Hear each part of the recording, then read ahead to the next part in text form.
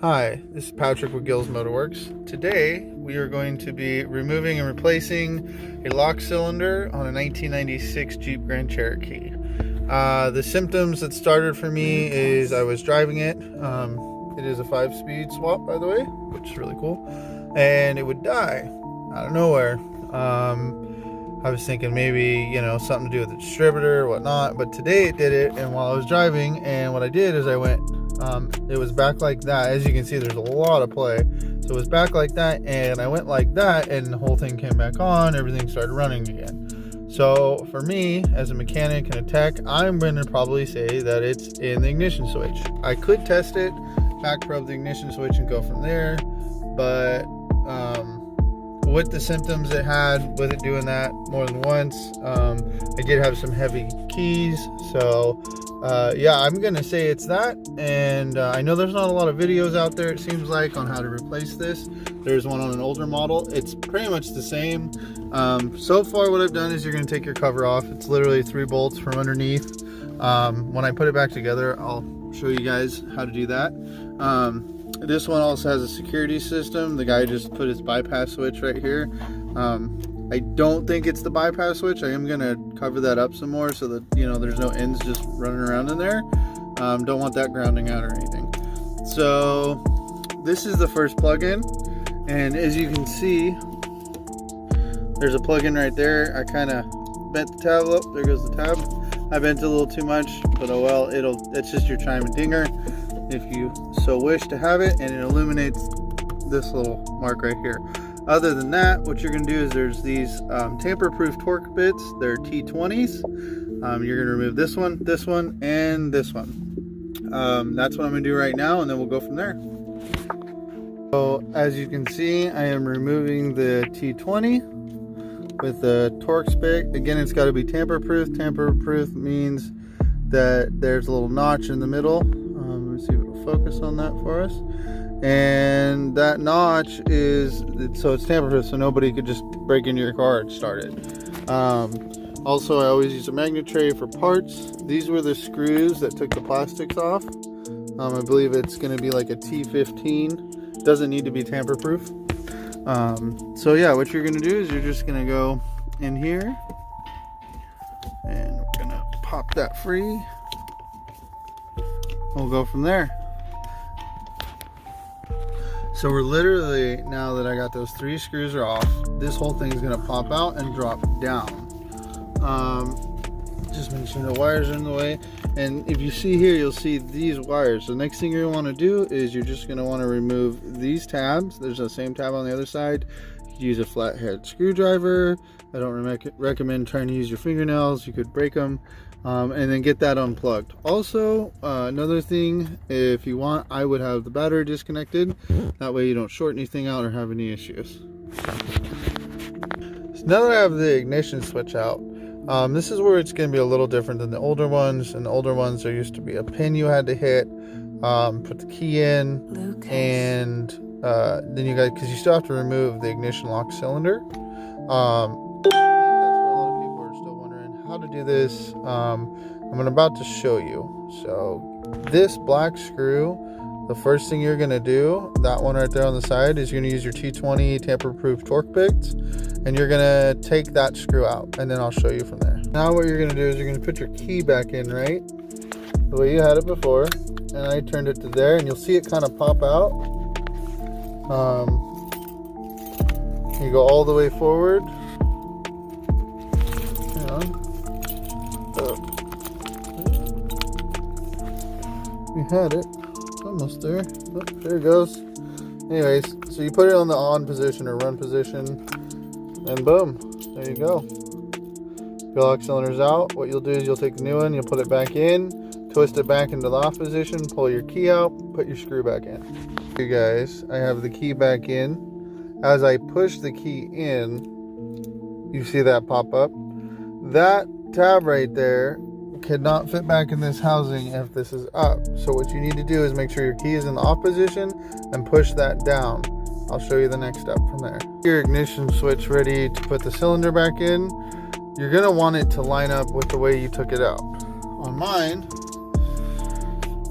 that notch is there and that key is there. I'm not saying this is completely the right way or the wrong way, but there's different lock cylinder locations. I'm just going to put mine there and put the cylinder back in there. Like I said before, you have to have the key out for the cylinder to go all the way in there, and then you will need to put the key back in order to lock it in finally. Now with the key on, I can still even pop it in and out, but with the key on, it's lined up in the hole. I'm going to put that screw in that hole and we're going to be good to go. And then it's pretty much just putting everything back the way we found it. I'll even show you how to put the cover back on. Alright, I do now have my screw in there. I'm going to plug back in the ignition switch. We're going to put those 3 screws back in, and then I'll show you what to do, and put the chime back in, plugged back in, and then put the cover back on, and that's really just it. So if you look down in there, there's a little hole, and if you see that hole right down there, down the middle, this shaft, or keyway as you would call it, needs to go in that hole. It only goes in one way. So what you're going to do is you're going to take this and you're going to kind of feel your way around it a little bit. Kind of make sure everything lines up.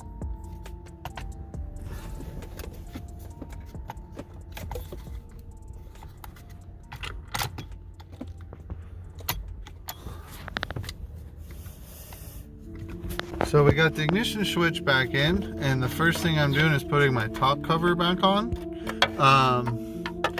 But whoever did the security system in this, they put one of these in here. You have to push this button before you start it. I'm gonna wrap this all up in electrical tape and re-inspect this. I don't like having anything that's metal or open anywhere near the ignition. So I'm gonna wrap that, stick that back in there, and I'll show you guys how to put these 2 plastic pieces back on. I double checked everything is tight, I started it, everything works now. It's funny because now my lights used to dim when I would turn the lights on. It's not even doing that anymore. So making a lot of progress. I'm super stoked, so sweet. Something that's kind of funny is my dinger is working now again. That wasn't working before. So I got the top part back in. There is something you guys didn't get to see because I didn't know I was going to make a video on this until I knew I was going to make a video on this. There's this piece. This is your tilt wheel handle, and you'll see these little notches here. I just used a little itty bitty wrench and backed it out. But always check your threads. These threads are a little spooky. I could definitely clean them up or run them. But it just depends how this goes back in here. So pretty much you've got to go back into this hole, and you're going to find where it threads in. There's a little hole right there, and I'm just going to try to twist this back on. So it's going in smooth. It's going in smooth. Wow, it's going a lot smoother than it came out. And I'm just going to want to lock this in like hand tight. I'm going to say that's hand tight. And then just make sure our wheel still moves. All moves. All is good. Actually, it's still turning a little bit. So let's see. Okay. I think that's going to be it for us. Yeah. Because now we have a way tighter situation going on here. So there we go. Alright, these are the last 2 screws. There was one other little screw. Oh no. I will have to find another screw. But for now, what you're going to do is you're going to screw back in your bottom cover. And to do that, we're just going to go over here. And you can see these little tabs. I'm going to click this all in place and run those 2 screws. There'll be 2 holes down here. There's one. There's the other. So I'm going to do that and I'll check back in with you guys. The ignition switch is in. It is way firmer than before. Not a lot of play. The dinger in, lights are working the way they're supposed to. Really. I mean, truck starts right up. Before it was having a problem starting up. God, I just love having a stick shift Cherokee. Anyways, now I just got to see if it's still high idles. That was a whole nother issue going on. that's how you put an ignition switch in a Jeep Grand Cherokee. I believe it's gonna be like 95 and up to 2002. Okay. I think, or 3 was the last year they made these. So there you go. Leave comments if you have any questions below, and yeah, there'll always be more videos. Gills Motorworks here in Chico, California. Yeah, that's us. Thank you for subscribing and watching, and I'll keep them coming.